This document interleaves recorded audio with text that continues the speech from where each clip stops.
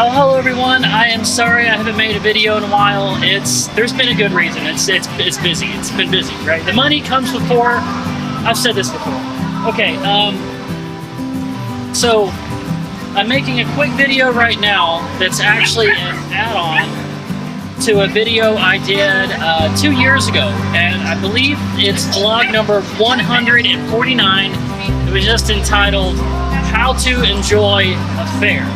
And to recap real quick, it was things like it's not worth it to try to show up early, keep an eye on the website for specials, don't be coerced into playing games that have really terrible odds, don't be too focused on trying to always ride the rides, because there are plenty of free shows and petting zoos.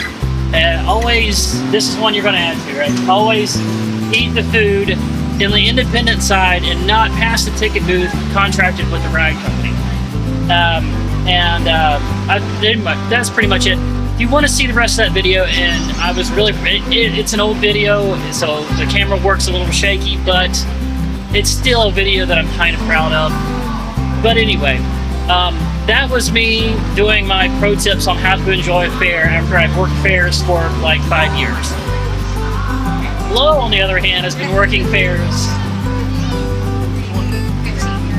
Okay, a lot. 15 years, let's say 15 years. Okay, so,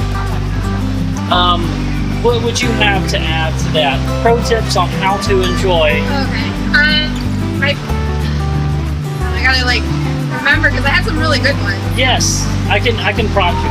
Yeah, what was the first one was you were going to be about. Not all fairs have the 4-H club. Oh, right, yeah. Not every fair has animals.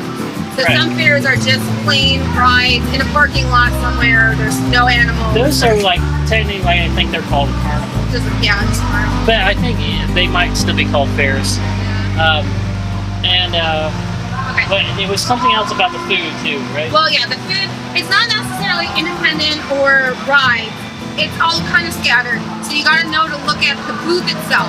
And so, do they have a nice sink? Do they have a real sink? Or is it a bucket and just, soap? Yeah. Are they clean? Do you see bugs anywhere? But do the people look clean? Really look at each booth. And mostly go for something that is mom and pop. If it's a huge booth, 3 stories tall, and you look inside, it's dirty. So, even though it looks really big, it's not a mom and pop, it's not what you're looking for. Yeah, because sometimes people that own the food trucks are contracted with the ride companies.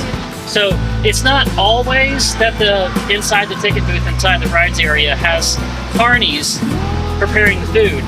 But typically the ones that are contracted with the ride company are more expensive because they have to be. Yeah, they have more overhead. Yeah. So yeah. I still say that if you want to save money, look for the permanent buildings. The big white cinder block buildings is a good example. That's usually your Lions Club and your Rotary Club or your big Baptist church. They're not real fast. The food is very plain, but it's usually about half the price. And clean. About half the price of what you're going to see inside the ride area. And your other big tip was no. Okay. I had another. Well, one. Don't eat turkey legs unless it's the first day of the fair. Oh. Usually they just keep reheating the turkey legs over and over. Cook them all the first day and then reheat them. Turkey legs are no. Real quick, I'm holding this in my hand. This is Fruit Loops Kit Kats, and this is an incentive to watch the video to the end because we're both going to try this at the end. All right, so. All right, I guess my last one would be don't sit on the ground. Don't let your kids sit on the ground. Don't let your kids play on the ground. No ground. Why? Yeah. See, one of my tips was do not eat the fried, greasy, sugary fair food and then get on the rides spinny because fairs specialize in spinny rides. So they also specialize in puke. Exactly. So the ground is just everything. Just imagine that it's been puked on at some point. You've heard of the floor is lava at a fair?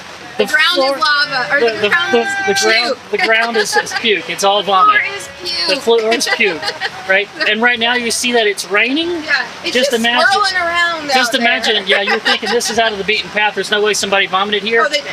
Yeah, the rain is washing that vomit. And not only that, but the porta johns overflow. Porta johns overflow. All the the animal time. feces, like It don't comes sit from the on air. the ground. Do not sit on the ground. They're a great, fun time to have when you stay on your feet. Yeah. Do not sit on the ground. Don't sit on the ground. Temper tantrum on the ground. You Just will no you will go ground. back home and everybody will be sick.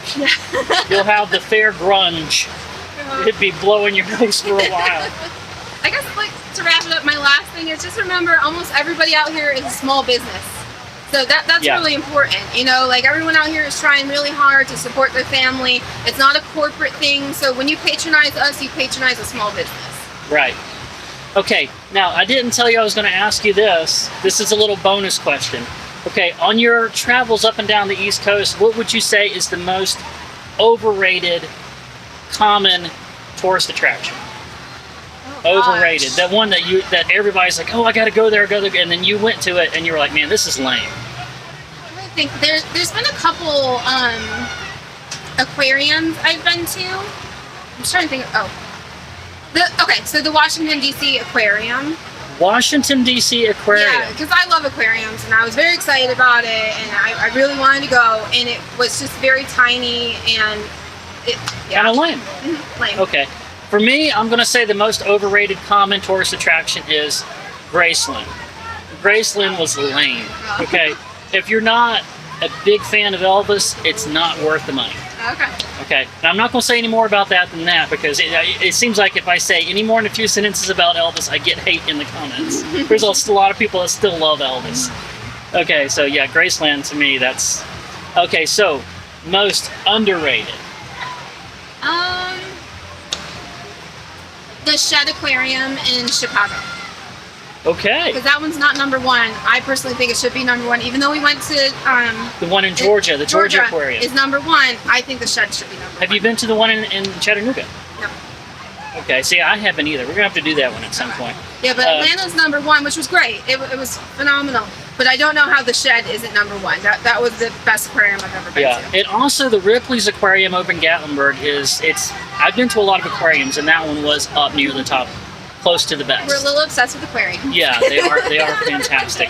I'm going to say most underrated. There's a big military Air and Space Museum in Kentucky, and I can't remember the exact name of it, but it goes for 3 buildings, and it's so elaborate that they actually have a couple of Air Force Ones there, and you can actually go to the place in Air Force One where after Kennedy was assassinated, and they swore in, I think it was Woodrow Wilson, right there, right after his death was confirmed, and you can stand in the spot where he put his hand on the Bible and was sworn in right after Kennedy was assassinated.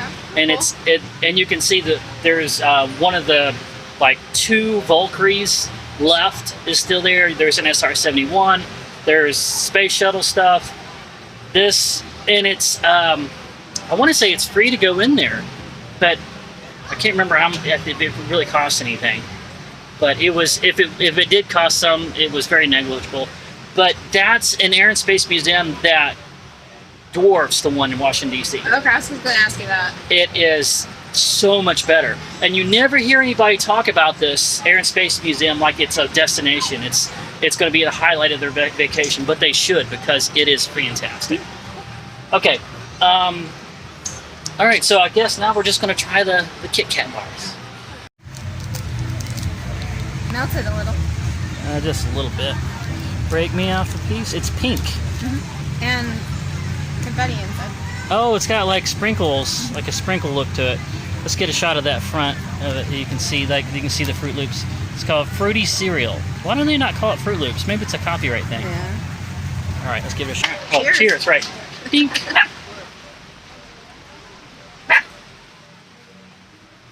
It's kind of exactly what I imagined it to be. I'm not really. See, if you had blindfolded me and said, "What does this taste like?" I would not have said Fruity Pebbles. I would have. No, I mean Fruit Loops. Oh, yeah, I would have Pebbles. I would have said Fruity Pebbles. Yeah. Maybe that's why it's called Fruity Cereal. Yeah, if it's just fruity. Yeah.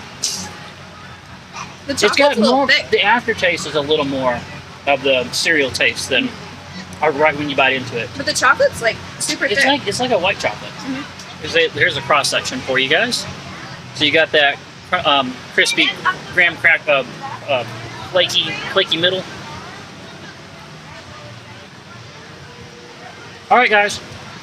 We both approve of this one. This does what it says it's going to do. It does taste like fruity cereal. It's good. All right. Don't forget to give me the good old thumbs up. Subscribe if you haven't already. Oops, stop flying out my mouth. Yeah, me too. I will talk to you down in the comments, and I look forward to seeing you in the next one.